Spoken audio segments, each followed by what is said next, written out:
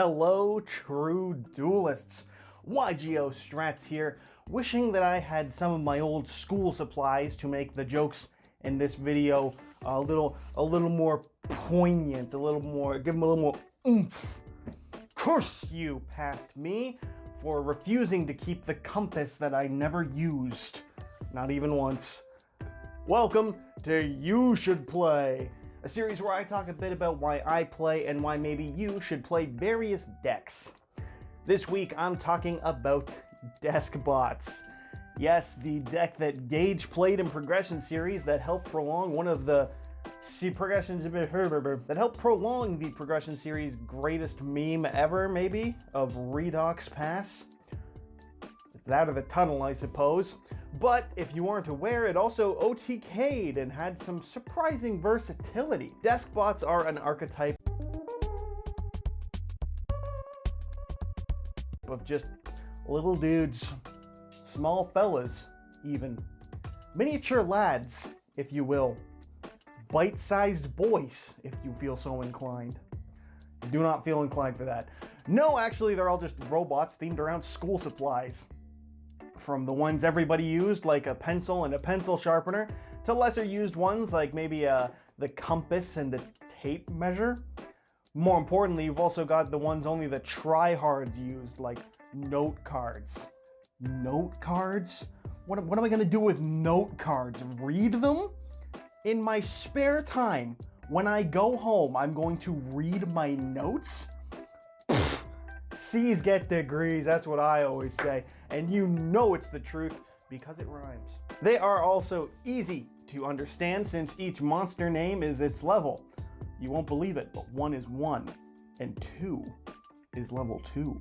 That makes it pretty damn easy to make synchro plays and a chance for you to slander numbers and confuse shallow alpha male types when you talk about just how much you love ones but can't stand to put up with a 9. They also follow the core tenet of the 3 C's. Cute, cool, and combo. And cheap. And cracked sometimes. Like I said, they follow the 5 C's. This is also pretty much my favorite type of archetype to cover because there's 11 cards. So it's easy. They also have Pendulum, the worst type of card to talk about, however. For every win, a loss. The motto of Deskbot players everywhere. So let's just jump into it with Deskbot 001. Or Deskbot 001, 001. I just call them by the plain number 112579. You may be familiar with this one infamously as one of the decent tuners to summon off of Hulk, in particular when abusing Auroradon combos. But seeing as how Jet Synchron is now limited again and Auroradon is banned, it's safe to say that this guy can just go back to being the tuner with the hilarious means to become a big beater sometimes.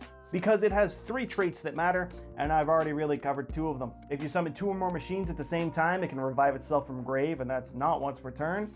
It's a level 1 tuner, and it gains 500 attack for each machine you control. It has always been a funny means to punch hard, especially when comboed with Deskbot 3, and still a great card 8 years after its release. Visually, it also uses a pencil as a lightsaber. Yeah, he's cool as fuck. 2 is the only card in the deck that had a holo printing for a long time, and as a fun fact, there's only one other printing with a holo, and that is 1 from Ghost of the Past 2 Attack of the Clones. If special summoned, it'll add any Deskbot from deck to hand, and it'll give all machines you control other than itself 500 attack. Why is it that this is the only one that won't boost itself? Because that would be too good. Yeah, get it? Yeah, fucking... kill me.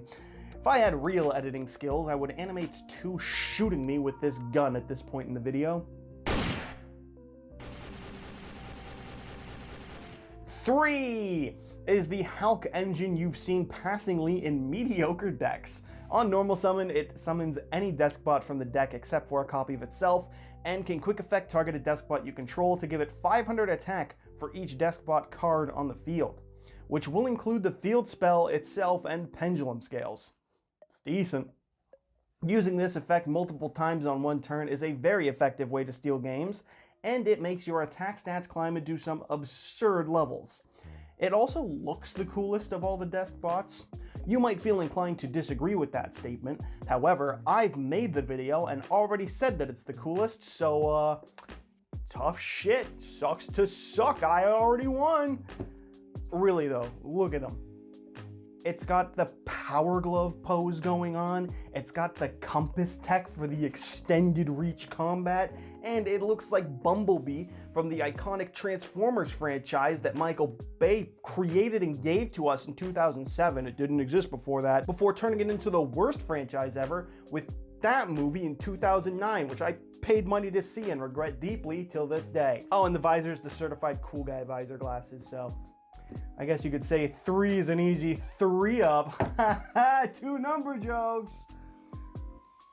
I have to edit this. 4 is the sleeper hit of the deck, being what looks like ultimately painting supplies to me, much like paintings are the sleeper hit of a room. And oh, I'm sorry, does that sound like too much of a boomer statement for you? Yeah? Explain this then.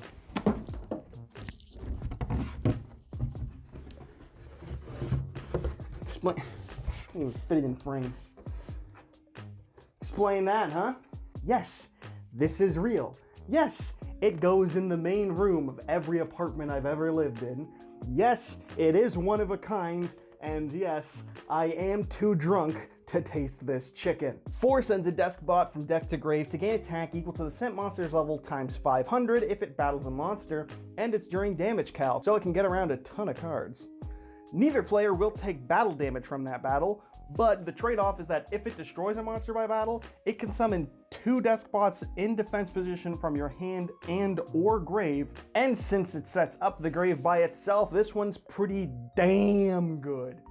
It also has the rainbow on it, so if you're not playing it, you are homophobic, and I am telling Biden. Excuse me. 5 is the start of the pendulum monsters, but thankfully all of them have the same scale effects and are either a scale of 1 or 10. The scale effect is that you can only pendulum summon Deskbot monsters, which is a bit of a shame, but could be worse. Oh, and actually they all share the same effect that they gain 500 attack for each Deskbot face up in your extra deck. So if you play a bunch of them, they do help each other to get big. 5's monster effect is to pop a spell or trap on normal or special summon, and if it's destroyed in your scale, can summon a Deskbot from the graveyard. You can summon a 5 to pop a 5 in scale to revive a 5 from the grave. You won't do that, but that's just how deep the combos go in this deck. Thought I'd highlight that for you. Get it? Because 5 has a highlighter? Or it's a yellow marker, so I'd have used it as a highlighter. You think I'm scared? Fuck it, I'll retcon the wiki. It is not just a yellow marker, it's a highlighter now. It's a highlighter to me, damn it. Deskbot 6 is a stapler, and he's about to find out that being a stapler is harder than it looks. Rated PG-13. 6 here has the effect to change the battle position of a monster on field if normal or special summoned, and if it's destroyed in the scale, can add a Deskbot from your grave to your hand. They say when it comes to things that everybody knows, like say the results of putting a Mentos into a bottle of Coke, that 10,000 people will learn that every day because there's new people, they gotta learn it. It's just how everybody knows. I bring that up to say that you don't have to feel bad if today you are one of the 10,000 learning that the number 6 sounding like the word sucks is because of Deskbot 6. Yo, 7 uses scissors as swords? And it's green? Holy fuck. Yo, I might have lied when I said 3 was the coolest. This dude's dope as shit. He's cool as fuck. I just think they're neat. Well, in your monster zone, 7 will make it so Deskbots other than itself are untargetable for attacks, and therefore 2 of them on board make for the funniest and coolest dupe lock you've ever seen. It also deals piercing damage when attacking, which makes sense because these scissors can cut through fucking everything probably. It even has razor blades for like the wings on its helmet. Damn, yo, can you say r/male fashion advice? 8 has note cards which look like hair, which is distinct, and will make your other Deskbots other than itself untargetable. 2 of these bad boys on field will make all your Deskbots are untargetable. which is annoying, I'm sure. It's like 7 in that it's just another offensive hitter, but whereas 7 pierces, this can attack twice, which is decent. It is a mandatory play-in all Deskbot decks though, because as you can see, it's reading. The strongest play a Yu-Gi-Oh player can make, and it's being made by your own card. That is unreal. 9 was the last main deck monster the deck received, and it's got all the gear. Its scissors are one big dirty beater, it's got marker rocket boots, and it's a paint sprayer on the other arm apparently. God damn. During your main phase, it can gain attack equal to the combined attack of all Deskbot monsters you control except for 9, and becomes the only monster that can attack for the turn. It also has the Armades effect to lock out the opponent's effects till the end of the damage step, and if it will be destroyed, it can destroy another Deskbot card in its place. If this were 2018, I would make a big Chungus joke, but it's 2022, so instead, I'll just say that if it were 2018, I'd make a big Chungus joke. It's It doesn't need the protection in battle phase nearly as much as it needs protection effect in main phase 1 when it's actually gaining the attack. And even then, it's not like this deck struggled to put out OTKs before it got this. So, that said, it is mandatory in Dyson Sphere Turbo, the deck of all true vacuum cleaner enthusiasts. Moving on from that, Jet is their Synchro, and it's the whole damn pencil case. Literally. It's the case all the school supplies go in. Seen flying and just shooting shit like a warship as a kid, just picking up the pencil case and being like, you know, becoming the loser of your class, I'm sure. I was cool once. It is a generic to summon level 10. It gains 500 attack for each Deskbot card on the field and includes itself, and can use one of its 2 effects once per turn. It can either destroy a Deskbot you control to summon another Deskbot from the deck, or Scrap Dragon, pop 1 card the opponent controls and 1 Deskbot you control. It is removal and it summons from the deck, just like a pencil case was back in the day. Either swap the pens out when one died, or throw it at a classmate to destroy your chances of seeing recess. And that is both recess as in the break the school allotted us all as children, and the Disney classic starring T.J. Detweiler and King Bob the 6th grader. You really want to risk seeing Randall get owned when he tries to rat everybody out to Miss Finster? How deliciously moist. You're gonna miss that? Nah, man. That womps. Oh, enough of that out of fucking nowhere reference. Their last card is Deskbot Base, which is the most fitting field spell. It's the home, the base of operations. It's a fucking backpack. Of course it is. Fuck, I love that. I just love the goofiness of this deck. It'll give all your Deskbots 500 attack, has the Cosmotown mulligan to shuffle any number of Deskbots from hand into your deck to draw the same number of cards, but instead of floating like Cosmotown, instead this lets you banish 9 differently named Deskbot cards not including base from your field and or grave to shuffle the opponent's entire hand, field, and graveyard into the deck. Ah yes, the field spell Nuke. The effect Konami gives decks when they give up on trying to keep a consistent theme and just goes, ah yeah, there's enough fucking idiots in this archetype to make the cost of this card a pain in the ass, just give them a nuke. Mech Knight has something similar, Fur Hire has a weaker one because of course Fur Hire does, and Deskbot has this. I don't know why the backpack is in a cliffside, based on what it looks like on this artwork. Base. But it's got it's a mulligan, so fuck it, there's worse things. And that is the whole deck. That's it. You can see what they're doing. They're swarming the field and OTKing. It's an archetype that's exactly like its real life source.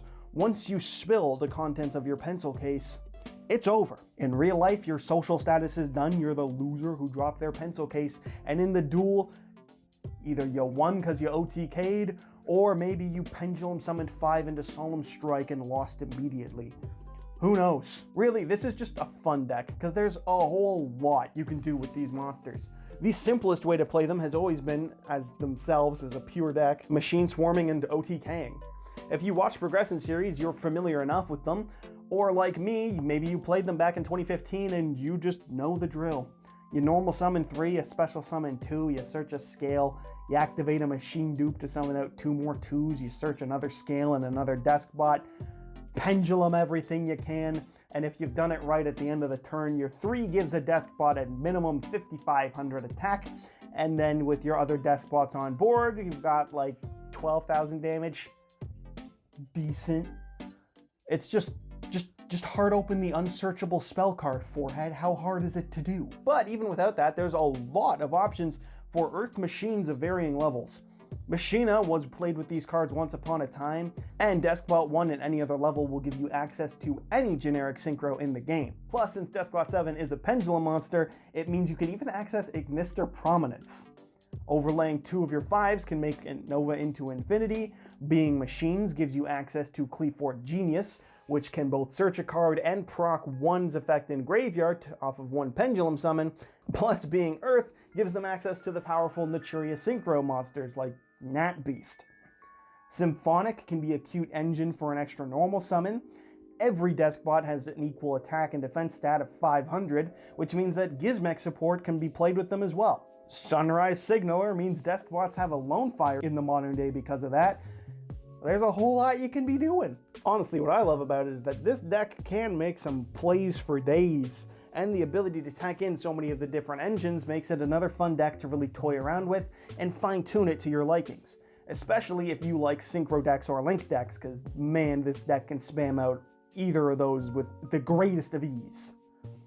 As always, it isn't without its weaknesses, of course. It is a deck that was spoon-fed support over 2 years, getting 1 card per core set for a very good portion of its run, and historically, if you're familiar, that typically results in either a deck like Spellbook or a deck like Noble Knight.